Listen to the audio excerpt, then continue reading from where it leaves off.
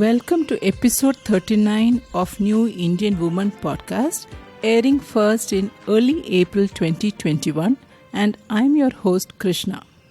In today's episode, we explore the question of what women would like to ask their HR or personal department in terms of policy change. In today's age, every organization worth its name would say they do not discriminate. Let us assume this is true and also acknowledge the intention to not discriminate. However, we all know women face additional challenges both at workplace and at home when compared to men. We examined the challenges faced by women at workplace across various age groups in earlier episodes, that is episode 31 and 32. Now, to help address these challenges, are our organizations ready? To what extent are studies undertaken to determine what kind of policies are required to help women? Isn't this relevant? Especially considering that the percentage of women in Indian workforce has been limited to sectors like medicine, teaching, and banking for many decades and has increased in other areas only now. I would like to take an example here of a child learning to ride a bicycle for the first time. When myself, and I am sure this is true for most of the older listeners of this podcast, when we started to learn to ride a cycle, we didn't have cycles with support wheels. Right from day one, it had to be about practicing to get cycle balance. Someone will hold the cycle and push or even run with you for some time. You fall, get up, repeat, and over a few days you get the balance. Nowadays, kids have the support wheels, and mostly one fine day you remove the support wheels and help them with one or two trials, and the kid is free, riding away. We, women at workspace, are similar to our younger selves, learning to ride on those old cycles without any support wheels. We need someone to hold the cycle, to push us gently, and to slowly wean the support based on how comfortable we get. Or we need the support wheels. And what is this support in the context of workplace? It is the policies and the culture at workplace. No, we are not talking about the basic necessities like paid maternity leave and the extreme scenarios of not having toilet facilities, etc.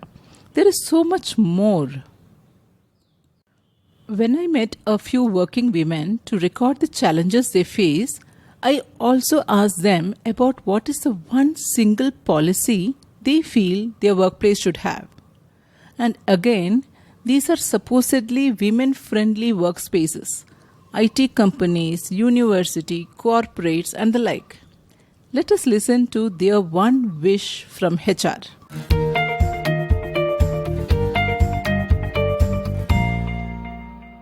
Let us listen to the views of Sri Bala, an IT professional in her late 20s and also a young mother of a 3-year-old. If the HR at your workplace asked you about one rule or policy they should change to accommodate women-specific challenges, what would that be for you? What would you ask? Okay. So like in most of the IT companies and also in my IT company, we are supposed to work for so and so hours. Like I would say like mandatory 9 hours per day, we have to stay at the office. So what happens is like even if we have some personal emergency, we have no other option. We have to be there at the office for 9 hours. Or we have to like apply a leave even if we are leaving before 1 hour or 2 hours before. So that is the main challenge which I think, which almost all women face. Because even if I am spending, like say today I'm spending 12 hours at office because of like some tight deadline or something like that. And tomorrow if I have to leave even half an hour before, it's very difficult. So that kind of a flexibility, so long as you finish the work, if during the course of the week, if you are able to shift a little this side, that side to cater to personal emergencies, feel that would be good. Yes. Instead of insisting on the per day, so many hours kind of a thing. Yeah. A very good ask. Let us hope that comes true.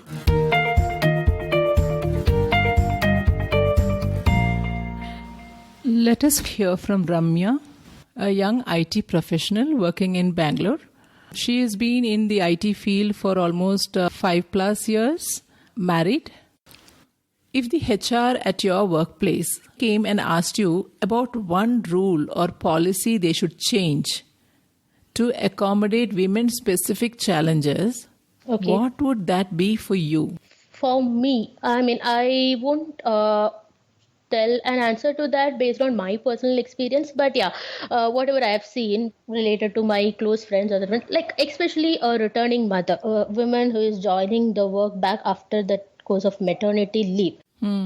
I basically feel that even though everyone say that they have been treated equally or there is no compromise in their career path, but what I have seen is that's not the case. Once they join back, almost all projects they're reluctant to take them to their project. It's not just a returning mother, even a pregnant woman, because the moment they know that you're pregnant, they know for sure that after 9 months she'll have to take a long break. So if you are in a project, well and good. There are rules and regulations that you are not supposed to put a person in bench who is pregnant. But coincidentally, if your project is getting over and during that initial course of pregnancy, you are bound to take a new project, no one prefers to choose you. So that is one challenge. So that person is forced to take loss of pay leaves.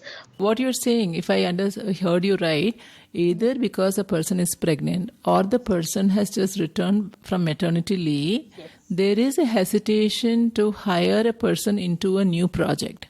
Exactly. So this is where your question or your wish for the HR would be to look at this and see how this can be accommodated or addressed in the projects. Correct? There can be options like, I understand that project delivery might get impacted. I'm not denying that fact, but so maybe that person, instead of putting them in bench for a longer period, they can be given some roles which can suit that condition, maybe some internal project, so that they don't have to suffer just because of this condition. Right. So that's my thing. And even the returning woman, even though nothing is being explicitly told, the returning woman that year when she returns, she is not eligible for a promotion or even the bonus are at stake. And even the next year also, getting that is a big challenge. So I think this shouldn't be the case. It should be purely based on the productivity, not just because she's pregnant or she's a returning woman. Yeah. Well put.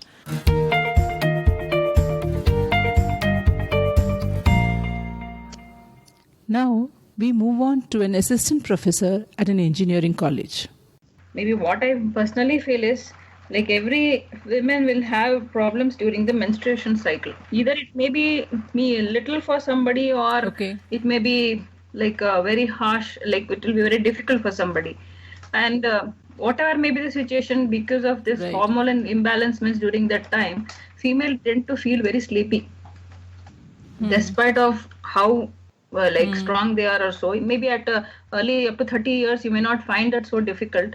But after 30s, we start feeling that dizziness and we feel like we need to get some rest during that time. Yeah. So, like, what I would ask is certainly, I would ask them, you should give us at least 1 hour break time during that period if at all we require. And they should provide us facility to have a nap during that time. Because that 1 hour nap will certainly help us. We can take it. But in our institution, there is no issues. They are always women friendly. So no issues. If you go and ask for permission, they would certainly say you can take a break and come after 1 hour. There is no issues. My HOD is also very cooperative. But the fact is, what I feel is women don't like to go and ask every time.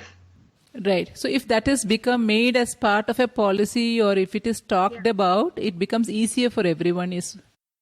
But on the other way around, what I say is females also should not misuse the opportunities given, because there are many females I have seen, they misuse. So because of misuse, many of the policies, relaxations, what we had in my institution was curtailed. that should also, on the other end, female also should be responsible about whenever they are asking for something that should be really genuine.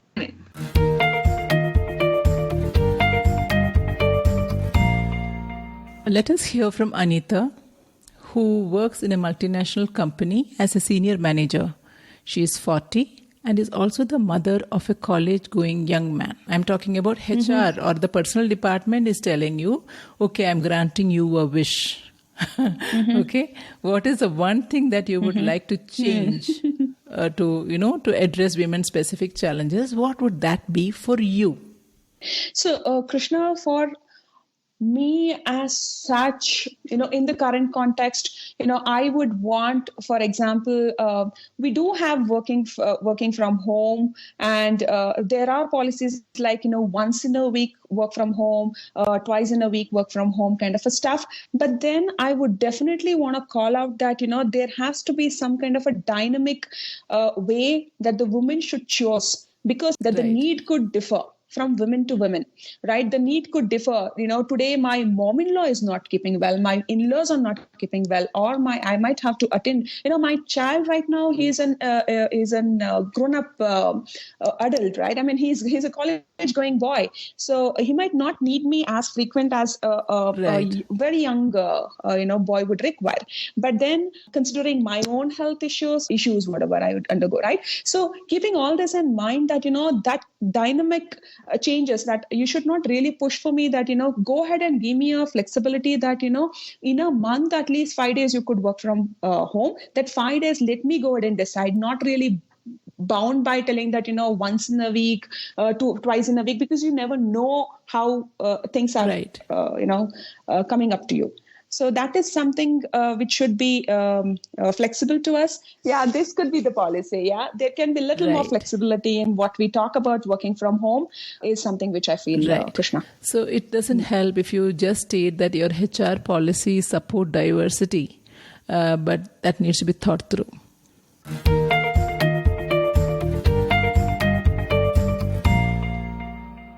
Well, the one common thing across these age groups is about flexibility. This flexibility is different for different people. We heard young women talk about the not stated but definitely existing discrimination around getting roles when one is pregnant or just returning after maternity leave. Yes, policy could be changed to address this. The ask was about flexibility in policies around per day minimum work hours, even when additional hours are spent on other days. Yes, this is completely unfair and hits women the most. Policy around having a dormitory and time off to take an hour of rest, knowing a woman may need it. Remember, the ask is not about period leave, but just an hour, especially relevant during those days. And remember, it's not about policy alone, but the culture of it and how it should be genuinely used. Policy around flexibility to cater to the needs as a caregiver, because in our society, a woman is the primary caregiver at home. Apart from the voices from these women, I have noted a few more based on my own experience as well as interactions with a lot of my friends that I would like to share with you. As discussed in an earlier episode, a woman is not facing challenges at workplace because of her gender till she gets married. Well, almost. At least in the context in which we are talking about, in the organized sector, in educated and office-going jobs. A wish for policy from a young woman or a young mom could be option to move to the partner's location of work, especially in large organizations where there is scope for transfer. Remember, I am not saying the woman should transfer to husband's place always. It could be the other way as well. A policy wherein she doesn't lose out on 2 years of promotion or good opportunities because of a single pregnancy. We all know that though organizations don't talk about it, a woman loses out in terms of pay hike or bonus or promotion in the year in which she gets pregnant and the year corresponding to her return from maternity leave. That is 2 years gone. Daycare facilities aligned with office working days and hours. Advertising or promotion of roles with a lot of flexibility for women joining back from maternity leave. When the woman gets older, suddenly she realizes there is no daycare and she doesn't know how to handle the scenario once the children are back from school. So, what is feasible here in terms of policy options? There are challenges around leaving the children alone or without a family member at home. Is it possible to have policies where either parent can work from home after school hours, taking turns? While organizations proudly announce the concept of paternity leave or adoption leave, this is also very much required. Are we ready for this? Is it possible to have tie-ups with good centers that engage in children's activities in and around the office location or many prominent residential areas? This may be very relevant during summer vacations and even otherwise when children get holidays. Typically a huge challenge for working moms. This is the stage when women in middle management take the decision of advancing their career or not. There may be policies around roles that help the woman try out these roles. Remember, the key word here is try out and not hold back herself. Regardless of the age, a woman would like HR to facilitate a culture wherein there are quite a few points here. Point 1. Women don't end up burning the candle on both ends due to inefficiencies in the culture. For example, ad hoc meetings being called later in the evenings or on weekends, not because of an emergency need, but because there are people hanging around. The expectation that any mail or message sent after office hours should be immediately responded to. Networking options spring up only after office hours, whereas the woman with a young toddler or even an older child is unlikely to stay back unless there is something specific. These are challenges that menfolk also face, but let us acknowledge that in most cases it impacts the woman more. Point 2. Flexibility to work from home. With the pandemic, one thing that has become legit is the fact that one can be productive while working from home as well. We all know how this was perceived earlier as a known option wherein resources will be doing binge watching at home with the laptop being online. It's not enough if this exists as a policy. It should be easy to use it. Third point, facilitate mechanisms for personal finance management for women. Yes, they do need hand-holding for the same. Point 4. She is able to take off from her paid leave on a need basis for 1 day or 2 days without questions being asked. If a woman is wondering how to inform her boss about the need for leave when she first sees the toddler having a fever or if she has period cramps, something is wrong. Leave it to her. Trust her to carry out her responsibilities for that day, a particular deliverable, an important meeting, whatever it may be, and support her by not asking too many questions. We are talking about a day or two here and there from her eligible paid leave. Fifth point, she has opportunities to lean in more into her work or to her family as the situation demands. The culture should facilitate that. At certain times, she may look for a role which is not very demanding, but where she can definitely value add. Make sure a choice like this is not looked down upon. There are a lot of articles on this concept, and I particularly love Sheryl Sandberg's book Lean In, where she talks about this. Point 6. Creation of women support groups and even facilitating mentorship, especially for women. I am not talking about this in the work context, but better handling of work and home together kind of context. Point 7. Availability of healthy food options in office premises for men and women.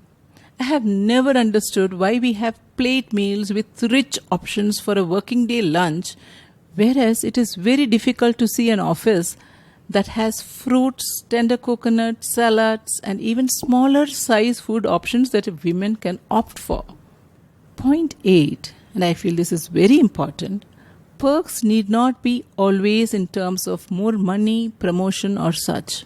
For good performers, it could even be in terms of increased flexibility in terms of roles, predictability of daily schedule, shift preferences, etc.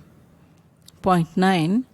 Organize training opportunities that are women friendly with remote login, flexibility to complete over a defined period of time, and so on to help her train in areas of interest. There are times, and this is the last point, there are times in a woman's life, maybe even for men, but definitely for women, where she is not looking at growth, and that doesn't mean she is not a good performer. The fact that a woman is working doesn't mean she wants to become a leader, not always, and that's okay. So the policies need to account for phases in her life when she is doing well but not wanting to grow, maybe because of her stage in life as a carer. And there are times when she wants to roar high. HR, if you have policies around this which leads such a woman to be considered secondary when she doesn't want to grow, please re-examine. I am saying HR has to play a role in influencing the culture in the organization because most often, even if there are policies, any flexibility that a woman has opted for is looked down upon by her peers and is seen as a favor. This can be changed only by active engagement by HR in changing the organization culture. This is just a small set of options. I could go on, and if we look at many sectors, we could come out with more specific options for that sector. I have not yet touched upon leadership opportunities, compensation-related aspects, and various other things that do matter. The important thing is that we need not assume this is the way it has to be. It is time we become more aware and we start asking. And eventually things will change. Yes, we women also should start asking and be very specific about these asks. To start with, are you ready to add to this list we discussed now? I invite you to respond by heading over to New Indian Woman page on Facebook, Twitter, or LinkedIn and use the hashtag #SheAsksHR. Yeah, hashtag #SheAsksHR. Or you could even write to me at krishna@thenewindianwoman.com. Thank you. Remember, you are what you want to be, and the time starts now.